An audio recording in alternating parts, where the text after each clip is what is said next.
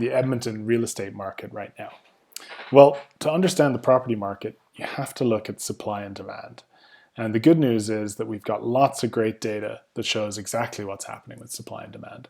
So if we take a look at new listings, which are new homes listed for sale each month, and here I'm looking at the Edmonton census metropolitan area, so all around Edmonton, and all residential listings. So they could be detached homes, attached homes, or apartments, any residential listing. And here we've got the numbers for 2018, 2019, and 2020. So what you notice is that new listings normally follow a pretty similar seasonal pattern where there's more listings in the spring and summer months and fewer listings in the winter months. The blue line in 2020 shows there's a huge drop off in new listings right when COVID hit in March. And in April and May, the number of new listings was considerably down. But after that, it got back to pretty much normal for that time of year, sometimes a little higher, sometimes a little lower, but finishing the year considerably fewer new listings because of this big gap that opened up in COVID. Then if we take a look at sales, which are demand, again, it follows a similar pattern here where spring and summer months tends to be more sales and in the winter months it tends to be fewer sales. Again, a huge gap opened up here in the spring and early summer because of COVID. But since then, the sales figures have actually been considerably higher than the previous 2 years for those months. So demand's actually been really strong. And we finished 2020 with more homes sold in Edmonton than in the previous years. So despite that big gap, the increase since then has more than made up for it. So not a lot of new listings coming to the market and sales have been really strong. That means that overall inventory, so that's the total number of homes available for sale, is down 22% versus where it would normally be in December in previous years.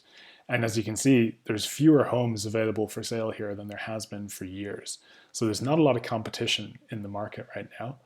And when there's not a lot of competition and homes are selling quite quickly, that means the months of supply, which is a metric that looks at both supply and demand at the same time, months of supply right now is relatively low compared to previous years.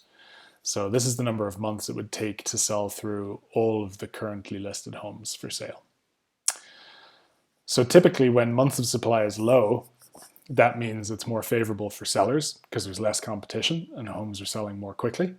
And when months of supply is high, that's typically creating more favorable conditions for buyers because there is a lot of competition and there's more homes, there's more choice, and they have the luxury of being able to negotiate more on price.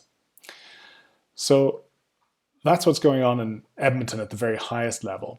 But of course, it differs hugely depending on what community you're looking at or whether you're looking at detached homes or apartments. The numbers can be very, very different. So if you're thinking of buying or selling soon, or you just want to understand what's happening in your local market better, we've given you free access to all the data you need at bodecanada.com.